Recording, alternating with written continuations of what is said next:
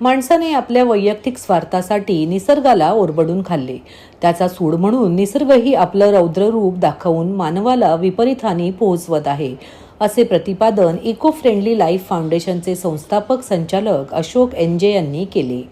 जागतिक पर्यावरण दिनाच्या निमित्ताने इको फ्रेंडली लाईफ फाउंडेशनतर्फे राबविण्यात येणार असलेल्या विविध उपक्रमांबाबत प्रसिद्धी माध्यमांशी संवाद साधताना अशोक एनजे यांनी आपल्या भावना व्यक्त केल्या. यावेळी बोलताना अशोक एनजे म्हणाले, इको फ्रेंडली लाईफ फाउंडेशनतर्फे निसर्ग संवर्धनासाठी 3 उपक्रम राबविले जातात. पहिल्या उपक्रमात जेथे शक्य आहे तेथे नारळ, आंबा, पिंपळ आणि इतर स्थानिक झाडांचा समावेश असलेल्या शक्तीस्थळांची निर्मिती करत त्यातून युवकांना स्वयंरोजगार उपलब्ध करून देणे. दुसऱ्या उपक्रमात भूगर्भातील पाण्याची पातळी वाढण्यासाठी शोषखड्डे, पावसाचे पाणी अडवण्यासाठी पर्यावरणपूरक बंधाऱ्यांची निर्मिती केली जाते. तिसऱ्या उपक्रमात शून्य कचरा फंडा वापरत आणला जातो. त्यात कचऱ्याचे वर्गीकरण करून त्यापासून कंपोस्ट खत तयार करणे, शक्य त्या कचऱ्याचे पुनःचक्रीकरण करून प्रदूषण कमी करण्यासाठी आवश्यक ती पावले उचलली जाणार आहेत.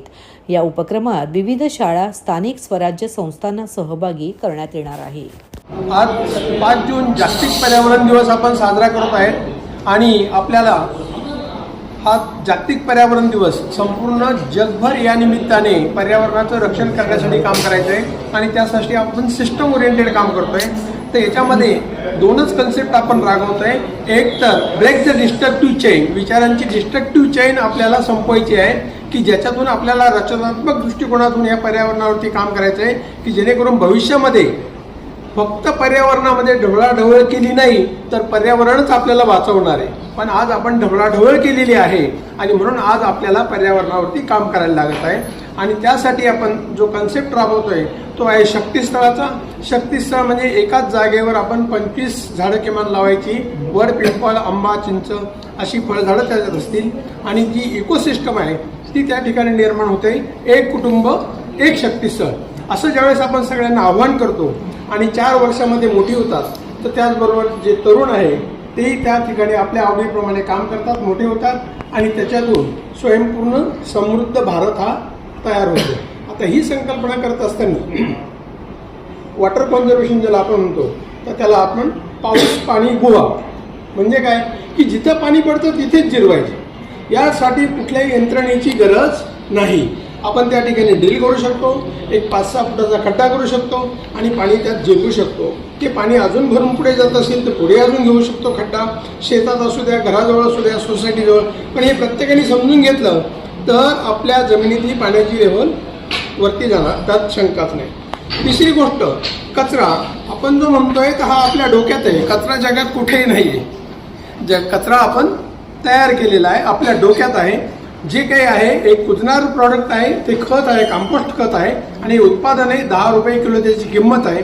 आणि जे मानव निर्मित आहे प्लास्टिक ज्याला आपण म्हणतो कचरा आहे तर मानवाने निर्मित केलेलं आहे तर त्याची किंमत जी आहे जर आपण तशाच प्रकारे जो परत पाठवला तर त्याला आपण स्वतंत्र जमा केला तर त्याची किंमत 80 रुपये किलो आहे आणि त्याच्यापासून गोरगरिबांचं पोटल भरतं.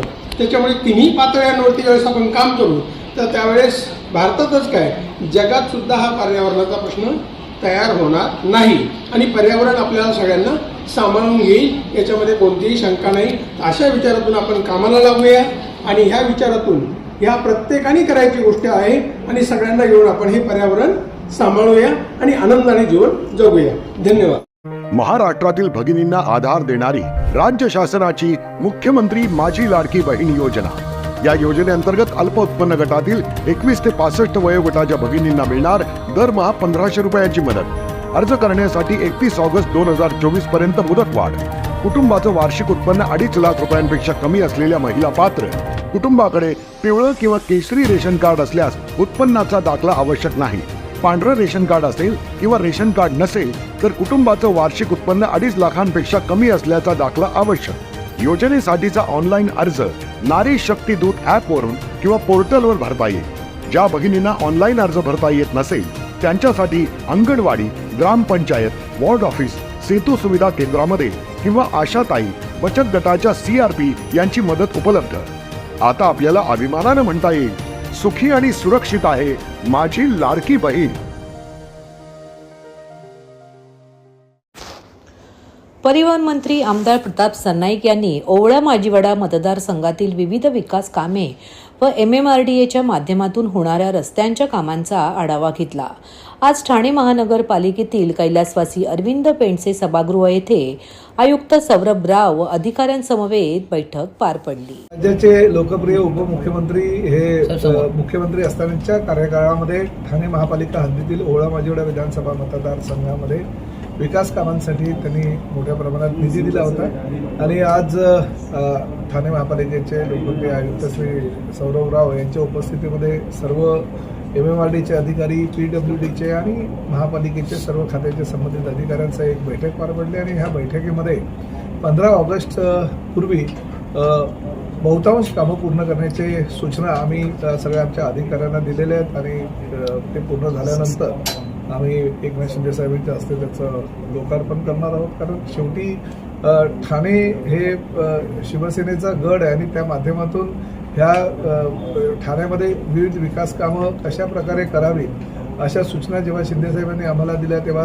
आम्ही कचरा प्रकल्प ह्या महापालिका हद्दीमध्ये राबवला. गायमुखच्या परिसरामध्ये असलेला, त्याचबरोबर नागल्या बंदरचं सुशोभीकरण, त्याच्या बाजूला असलेलं मँग्रोव्ज गार्डन, त्याच्या बाजूला असलेला वॉकवे, जवळजवळ महापालिका हद्दीतील सगळे जे उद्यान आहेत त्याचं सुशोभीकरण, सगळ्या उद्यानांमध्ये हिरकणी कक्ष, जेणेकरून महिलांना फार मोठ्या प्रमाणात त्याचा फायदा होणार आहे.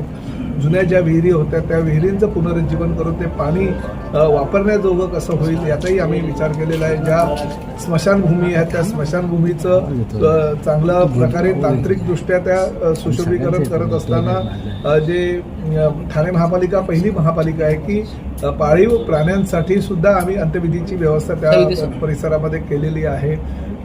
येऊरला काही निसर्गरम्य परिसर आहे, त्या ठिकाणी पर्यटन क्षेत्र, आदिवासी संस्कृती जपण्याचं काम आम्ही केलेलं आहे. उपवन तलावाशेजारील उद्यानाचं सुशोभीकरण असू द्या किंवा महापालिका स्तरावरील काही जी मोकळ्या जागा होत्या, तरण तलावाची आरक्षणं होती, त्या ठिकाणी 4 तरण तलाव आम्ही बनवलेले आहे, 4 फुटबॉल टर्फ बनवलेले आहे. स्वर्गीय शिवसेना प्रमुख आदरणीय बाळासाहेब ठाकरे यांच्या नावानं कला दालन आणि त्याचबरोबर एक धर्मवीर आनंद दिघे साहेबांच्या नावानं जिमखाना आणि जे आनंदनगर नाका आहे त्या ठिकाणी महापालिकेच्या आरक्षित भूखंडावर 75 कोटी रुपये खर्च करून आम्ही अतिशय चांगल्या प्रकारचं स्पोर्ट्स कॉम्प्लेक्सचं काम, म्हणजे ह्या सगळ्या कामाला सुरुवात झालेली आहे.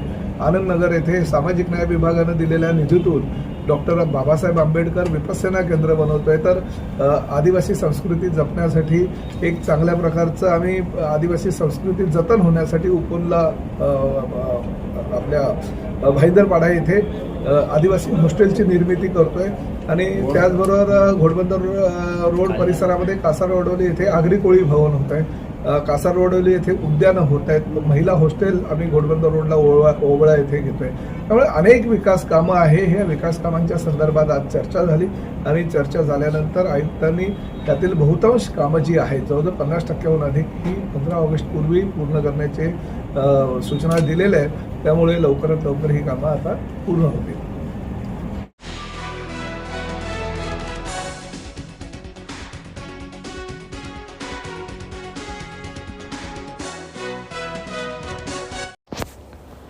पर्यावरण दिनानिमित्त ठाण्यातील हिरानंदानी इस्टेट परिसरात असणारे कावेस्तर तलावाचं सुशोभीकरण म्हणजेच एक प्रकारचं निसर्गाची हानी आणि घाट घातला जात असल्याचा आरोप स्थानिक रहिवासी आणि काही संस्थेने केलेला आहे.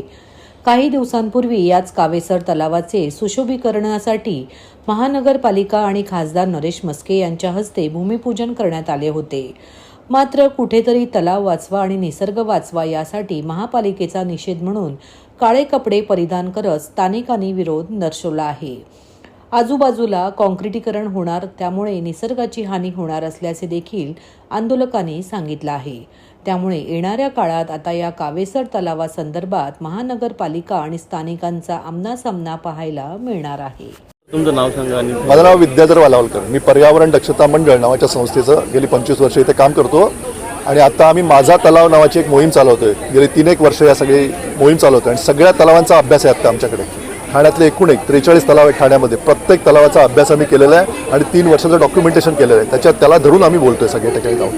तर या तलावाबद्दल नागरिकांनी जी जागरूकता दाखवली त्याबद्दल काय? नाही चांगलंच आहे ना. मी आता सगळ्यांचं अभिनंदन केलं. एवढी तरुण मुलं जर उभी राहिली ना तर निश्चितपणे बदल घडू शकतो. कारण तरुणाला काय हवंय तर कोण विचारच करत नाही आहे. केवळ आपल्याला बजेट आलं म्हणून ते खर्च करायसाठी काहीतरी प्लॅनिंग करायचं. तर प्लॅनिंग करताना एकदा इथे जाहीर सभा घ्या ना, त्याला सगळ्यांना समजावून सांगा ना काय करतायत ते. त्यातलं जे नको असेल लोकांना ते काढून टाका ना, त्याच्याऐवजी अजून काहीतरी चांगलं करा ना. मी मगाशी म्हटलं परत एकदा म्हटलं तुम्ही अभ्यास केलेला आहे, तुम्ही जर पाहिलं तर अख्ख्या या सगळ्या कावेश्वर तलाव आणि आजूबाजूला कुठे सिमेंटीकरण नाही. तर सिमेंटीकरण गजीबो असेल, एमपी थिएटर असेल किंवा काही ट्रॅक्स असतील हे बनवायचं इथे सिमेंटीकरण किंवा त्या नावाखाली केलं जातं. हे किती योग्य आहे? हे अयोग्य आहे. मी तुम्हाला मगाशी म्हटलं जसं की जर तुम्ही आजारी पडलात ना तर तुम्हाला डॉक्टरकडे नेतात, तुम्हाला ब्युटी पार्लरमध्ये नेत नाही. इथे ते तलावाला आजारी पडलेला नसताना आता त्याला ब्युटिफाय करतायत. त्यातनं तो आजारी पडेल. नंतर आता याच्यावेळी तुम्हाला एकतरी ऑक्सिजनचं मशीन दिसतंय का? बाकी सगळ्या 42 तलावावर जाऊन बघा, ऑक्सिजनचे मशीन लावलेत आतमध्ये, तरच ते जगतायत. आतले मासे वगैरे सगळं आतला इथला हॅबिटॅट जर जिवंत आहे, तो स्वतःच्या नॅचरली पळतोय तो तलाव, तर त्याला आता आजारी करण्याचं नवीन धोरण स्वीकारलंय. ते चुकीचंच आहे पूर्ण. एक तरी आता एकच राहिला हा, पहिले तो उपवन तरी होता, आता हा एकच राहिला की जो नॅचरल तलाव राहिला. त्यामुळे तो नक्की चांगल्या प्रकारे राहणं आवश्यक.